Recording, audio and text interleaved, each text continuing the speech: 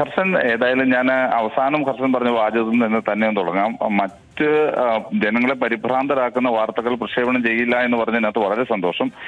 അങ്ങനെ പരിഭ്രാന്തി ഉണ്ടാകുന്ന ഒരു സാഹചര്യം ഇവിടെ ഇല്ല, ബഹ്റിൻ ഇപ്പോഴില്ല. പിന്നെ ബഹ്റിൻ വളരെ ചെറിയ രാജ്യമാണ്, നമ്മുടെ ആലപ്പുഴ ജില്ലയുടെ പകുതി വലിപ്പമുള്ളൂ. അതുകൊണ്ട് എന്ത് സംഭവിച്ചാലും ജനങ്ങളെല്ലാം അറിയുകയും കാണുകയും ജനങ്ങളെ ബാധിക്കുകയും ചെയ്യാനുള്ള ഒരു ഭൗതിക സാഹചര്യം ഇവിടെയുണ്ട്.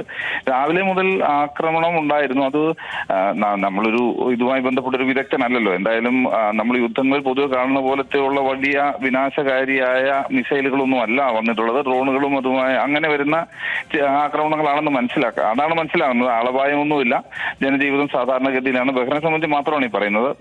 ജനജീവിതം സാധാരണഗതിയിലാണ്. സർക്കാർ കൃത്യ സമയാസമയങ്ങളിൽ ഇപ്പോ സൈറൺ അടിച്ചുകൊണ്ടേയിരിക്കുന്നു. സൈറൺ ഉണ്ട്, നമ്മുടെ മൊബൈലുകളിൽ അലേർട്ടുകൾ വരും.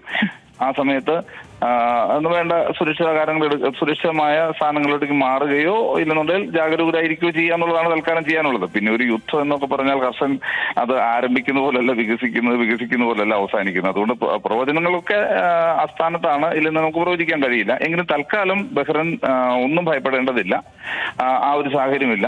പിന്നെ ഇതൊരു സമാധാനപരമായി കഴിഞ്ഞിരുന്ന ഒരു രാജ്യമാണ്. അതുകൊണ്ട് മറ്റ് ഈ എപ്പോഴും യുദ്ധ സാഹചര്യത്തിൽ കഴിയുന്ന രാജ്യങ്ങളെ പോലെ ഷെൽട്ടറുകൾ ഉണ്ടാക്കി വെക്കുക അങ്ങനെയുള്ള സംവിധാനങ്ങളൊന്നും ഇല്ലെന്ന് തന്നെ പറയാം. എങ്കിലും ഡിസാസ്റ്റർ മാനേജ്മെന്റിന്റെ കീഴിൽ നമ്മൾ സുരക്ഷിതമായി ചെല്ലേണ്ട സ്ഥലങ്ങളെ സംബന്ധിച്ചെല്ലാം ജനങ്ങളെ അറിയിച്ചിട്ടുണ്ട്. എല്ലാ ഗവർണറേറ്റുകളിലും, ഇവിടെ മൊത്തം 5 ഗവർണറേറ്റുകളാണുള്ളത്, അതിനകത്ത് സുരക്ഷിത സംവിധാനങ്ങൾ ഒരുക്കിയുള്ള സ്ഥലങ്ങളെ കുറിച്ചുള്ള വിവരങ്ങൾ അറിയിച്ചിട്ടുണ്ട്. പിന്നെ ഹർഷന്റെ ചോദ്യം, ഇതൊരു ദീർഘകാലത്തേക്ക് ഒരു യുദ്ധമായി തീരുമോ എന്ന് ചോദിച്ചാൽ അതും നമുക്ക് പ്രവചനങ്ങൾക്ക് അതീതമാണ്. കാരണം 2 ആണവ രാജ്യങ്ങളുടെ ആവശ്യം, ഒരു രാജ്യം ചിലപ്പോൾ ആണവായുധം ഉണ്ടാക്കിയേക്കാം, ഭാവിയിൽ ആണവായുധം ഉണ്ടാക്കിയേക്കാം എന്ന് പറഞ്ഞ് ആക്രമിക്കുന്ന ഒരു വിചിത്രമായ സാഹചര്യമാണുള്ളത്. അമേരിക്കയുടെ കയ്യിൽ ലോകത്തിൽ ഏറ്റവും കൂടുതൽ ആണവായുധമുള്ള ഒരു രാജ്യം. ആണവായുധങ്ങൾ രഹസ്യമായി സൂക്ഷിച്ച് ഉണ്ടാക്കി മണ്ണിനടിയിൽ സൂക്ഷിക്കുന്ന ഇസ്രായേൽ. ഈ 2 രാജ്യങ്ങൾ ചേർന്ന് മറ്റൊരു രാജ്യം ഇറാൻ ആണവായുധം ഉണ്ടാക്കിയേക്കാം, ഭാവിയിൽ ദോഷം ഉണ്ടാക്കിയേക്കാമെന്ന് ആക്രമിക്കുന്ന ഒരു വിചിത്ര ലോകം.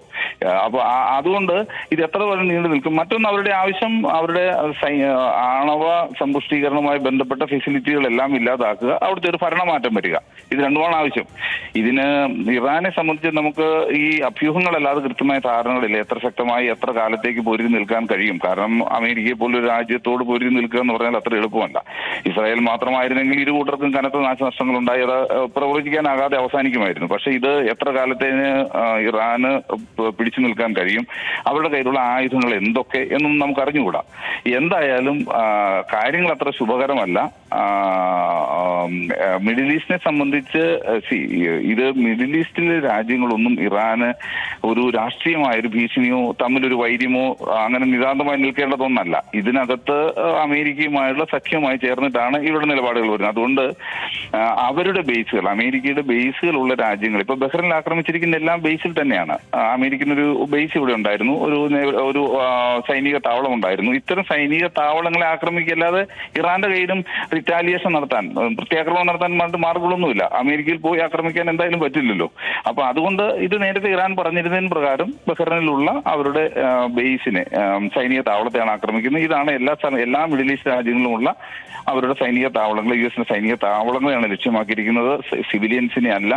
അതുകൊണ്ട് ഈ രാജ്യങ്ങളിലുള്ള സിവിലിയൻസ് തൽക്കാലം ഭയപ്പെടേണ്ടതില്ല എന്ന് വേണം മനസ്സിലാക്കാൻ. പിന്നെ യുദ്ധം നീണ്ടുപോകുമോ എന്ന് ചോദിച്ചാൽ അത് പ്രവചനാതീതമാണ്. നീണ്ടുപോകാതിരിക്കട്ടെ, എത്രയും പെട്ടെന്ന് അവസാനിക്കട്ടെ എന്ന് മാത്രമേ നമുക്ക് അതിനകത്ത് പ്രതീക്ഷിക്കാനുള്ളൂ. എന്തായാലും പരിഭ്രാന്തി കൊടുക്കുന്ന വാർത്തകൾ കൊടുക്കാതിരിക്കുക.